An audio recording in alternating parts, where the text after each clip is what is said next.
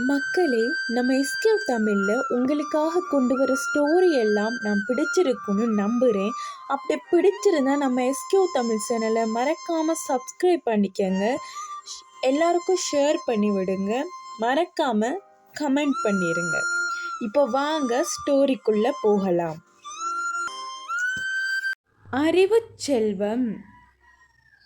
ஒரு ஊரில் ராஜசேகர் என்ற மிகப்பெரிய பணக்காரர் இருந்தார். அவருக்கு தன் பணத்தின் மீது அளவற்ற கர்வமும் ஏழைகள் மீது சற்றே அலட்சியமும் இருந்தது. அவரிடம் முத்து என்ற ஏழை தொழிலாளி தோட்ட பணி செய்து வந்தார். முத்துவுக்கு ஒரு மகன் இருந்தான். அவன் பெயர் அன்பு. ராஜசேகரின் மகன் ராகுல் நகரில் மிகப்பெரிய விலையுயர்ந்த சர்வதேச பள்ளியில் படித்து வந்தான். ஆனால் அவனுக்கு படிப்பின் மீது பெரிய ஆர்வம் இல்லை. நம்மிடம்தான் ஏகப்பட்ட சொத்து இருக்கிறதே, அப்புறம் ஏன் கஷ்டப்பட்டு படிக்க வேண்டும் என்ற அலட்சியம் அவனிடம் இருந்தது. மறுபுறம் ஏழை முத்துவின் மகன் அன்பு ஒரு அரசு பள்ளியில் படித்து வந்தான். அவனிடம் போதிய வசதிகளோ விலையுயர்ந்த புத்தகங்களோ இல்லை.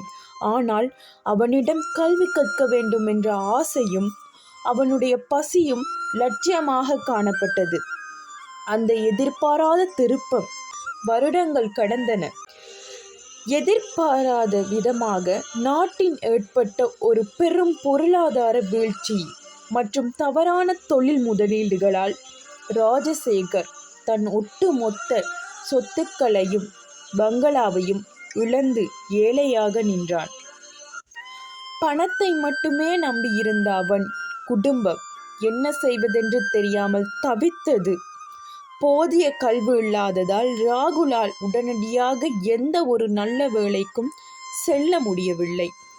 அதே நேரத்தில் அன்பு தனது கடின உழைப்பாலும் கல்வியினாலும் சிவில் சர்வீஸ் IAS தேர்வில் தேர்ச்சி பெற்று அதே மாவட்டத்தில் இளம் ஆட்சியராக பொறுப்பேற்றார், கலெக்டராக.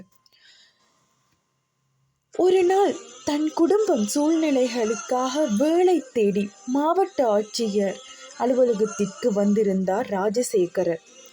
அங்கே கம்பீரமாக நாற்காலியில் அமர்ந்திருந்த அன்புவை பார்த்ததும் அவருக்கு பழைய நினைவுகள் வந்தன. அன்று ஏழையாக ஒடுக்கப்பட்டு நின்ற முத்துவின் மகனா இன்று இந்த உயரத்தில் என்று வியந்து நின்றான். அன்பு ராஜசேகரரை அடையாளம் கண்டு எழுந்து வந்து அவருக்கு உரிய மரியாதையை அளித்து அமர வைத்தான். அவரிடம், ஐயா, என் தந்தை முத்து ஒன்று உங்களிடம் ஏழையாக வேலை செய்திருக்கலாம். ஆனால் அவர் எனக்கு கொடுத்த மிகப்பெரிய சொத்து கல்விதான் ஐயா. பணம் ஒரு நாள் வரும், ஒரு நாள் போகும். ஆனால் கல்வி என்ற அறிவு செல்வம் நம்மை விட்டு ஒருபோதும் போகாது ஐயா. அது நம்மை எத்தகைய சூழலிலும் வாழ வைக்கும் என்றார் மென்மையாக. ராஜசேகர் தன் தவறை உணர்ந்தார். பணத்தை விடவும் கல்வியே ஒரு மனிதனை உண்மையான பணக்காரனாக மாற்றுகிறது என்பதை புரிந்து கொண்டார்.